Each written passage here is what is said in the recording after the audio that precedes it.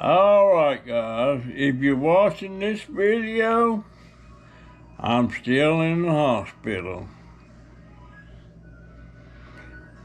Anyhow, I'm thinking back about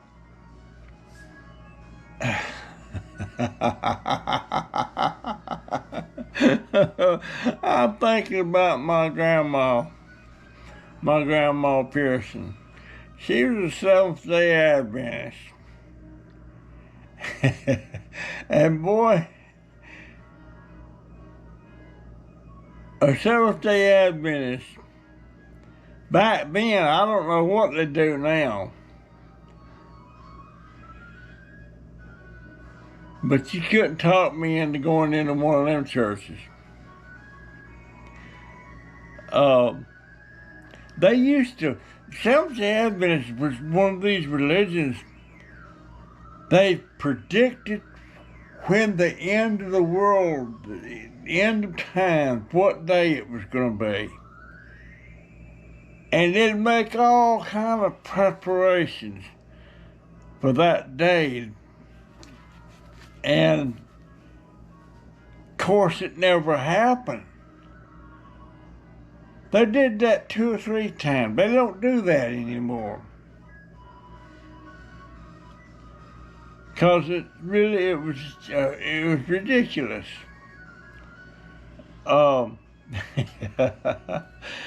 Plus, they don't wear makeup. I don't know if that's true now or not. They didn't then. They didn't wear jewelry. They wear a wedding ring, stuff like that. But they didn't. When the sun went down on Friday night, that was the beginning of the Sabbath. And it ended when the sun went down on Saturday night. You did not do anything on that day, that Sabbath day. You didn't go to the store or anything. You didn't cook. You cooked what you was going to eat on Saturday, you cooked it on Friday. And Grandma was strict with that. And one time, me and George and Carolyn, we found some pennies. And there's a little country store across the road. It's a dirt road. Melvin's, that was the name of it. And we knew we weren't supposed to buy anything on Saturday. So, when the coast was clear, when Grandma was off doing something else, I snuck over to the store and I got me 2 or 3 pieces of penny candy. And I come back to the house and Carolyn snuck over there and got her some. And poor little old George, he snuck over there, he got him some candy. And he wasn't running back across the road. He was just walking along munching on that candy. And here come Grandma. He had little short pants on and he was skinny. She switched him little legs and run him all the way back across that road, and he had to lay that candy down on the dirt there at the door and come back. Then he had to go to bed in the middle of the day. Me and Carolyn didn't get caught. But I kind of felt bad about it, but you know, let's see, I must have been, I was probably 10. It was after Mama took off, abandoned us. I was 10, Carolyn was 9, and George was 7. Little bitty fella. I ain't never forgot that. He got sweat. And as we got older, every once in a while, I'd bring that up and kid him about it. He said, I always get in trouble when you're around. Me and Timmy, first cousin, George was staying with Rosa May on the farm, and we was just visiting for a weekend. And we went walking down the road, and there's this big old watermelon patch up the road there. Bunch of watermelons in it. And we walked up in that patch. We broke open 2 or 3 watermelons, eating the heart out. And just happened, the man had one that he was growing for the county fair. And it was a big sucker. And we busted that thing open. And we agreed if anybody said anything, we didn't know anything about it. And George said, I don't know, and I don't, we didn't know. But we knew. Yeah, we knew. And after we went back to town, after the weekend was up, Aunt Rosa May got to grilling him about that, and the sucker went and told. Yeah. George had to work the rest of the summer for that man, for nothing. he said, every time he's around, I get in trouble. I didn't get him in. Well, I don't think he'd have went in the watermelon patch if it hadn't been for me and Timmy. Usually, if you hang out with the crowd, you're gonna kind of follow along. Bless his heart. Oh my goodness. And my cousin Frankie, one of my favorite cousins, and he was a real devout Christian man, I guess he was when he was growing up, because he always went to church without being told and all that stuff, And he was really a devout Christian when he got older.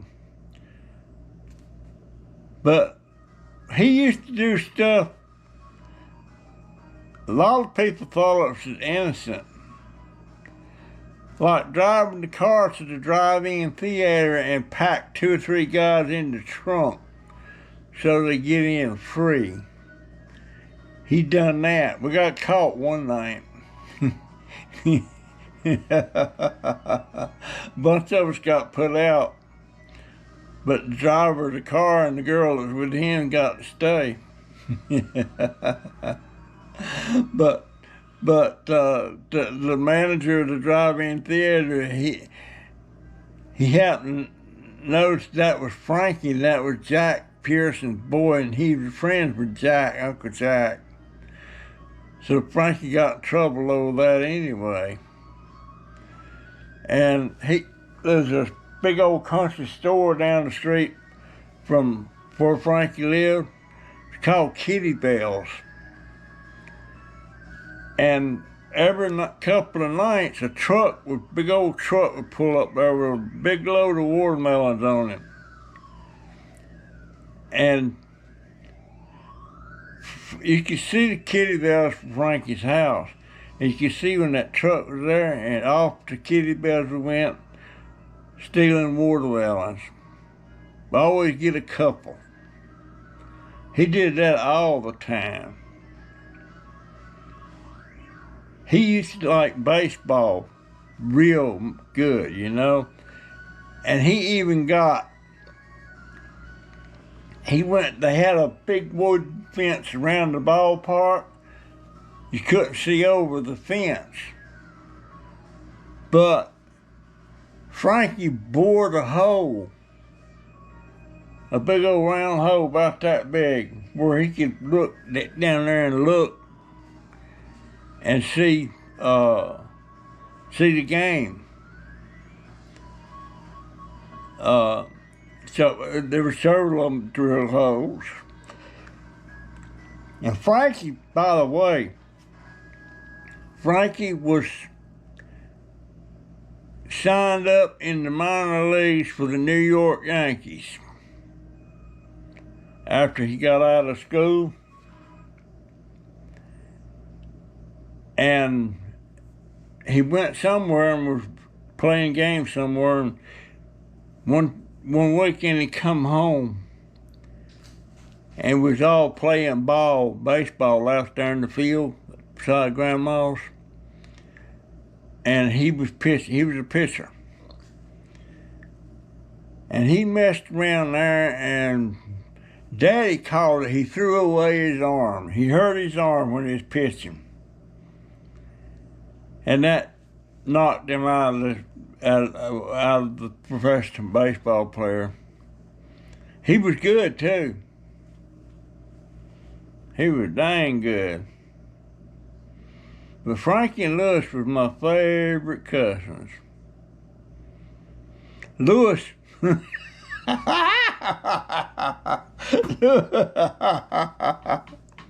oh my gosh, it was cold weather, and we was out there where we played ball in this field, and we all had fireworks.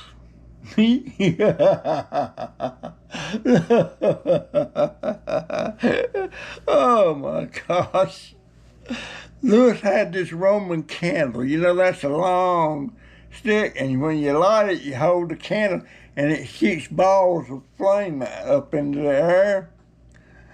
And Lewis started it, he lit it, and he was shooting balls, and he decided he was going to snuff it out and save it and light it back up later.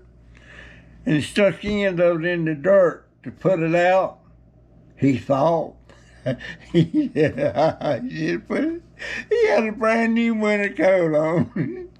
He took that thing and stuck it in his pocket. And it started shooting flames in his pocket and burned a hole through his coat. Oh my gosh. Oh my goodness. He was a smart man. He must have been smart. When he died, he was a millionaire. Him and his partner, they had a business called IPK Construction. And he was a millionaire. He died from cancer. And son of a gun, about 6, him and his wife had 2 children, a daughter and a son, Laura and Philip.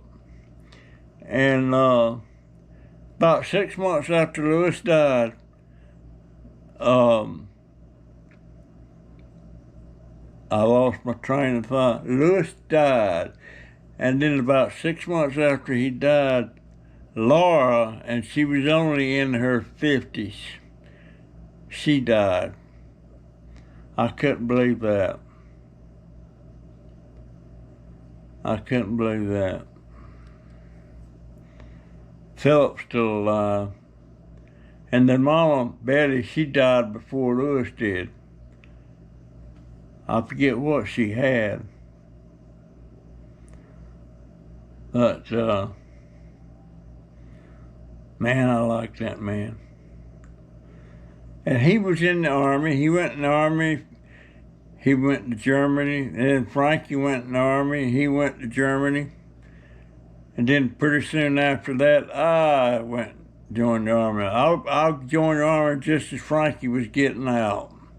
But they didn't volunteer for 3 years. I volunteered for 3 years. They volunteered for the draft.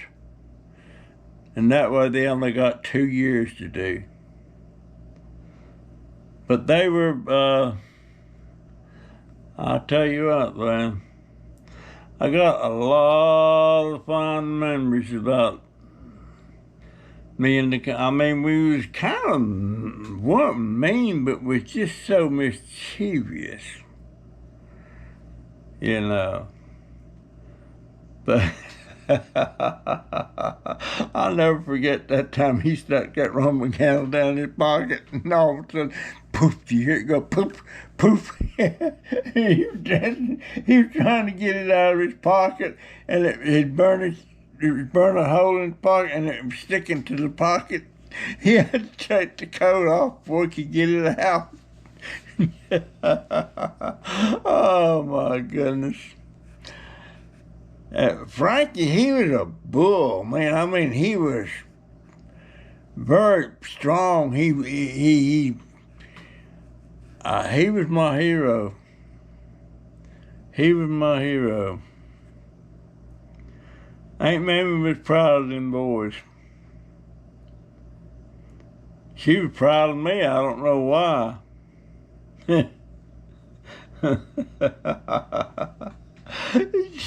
I feel bad laughing about stuff like that.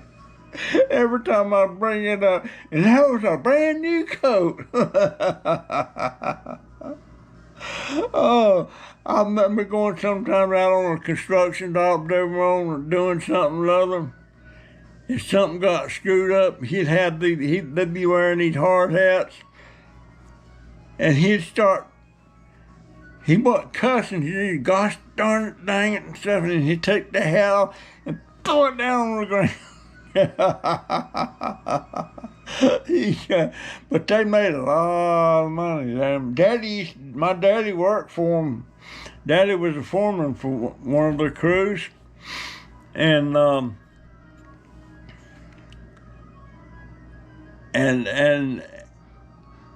Lewis put up a lot of stuff with Danny, because Daddy, he had to watch him like a hawk on that drinking. But anyway,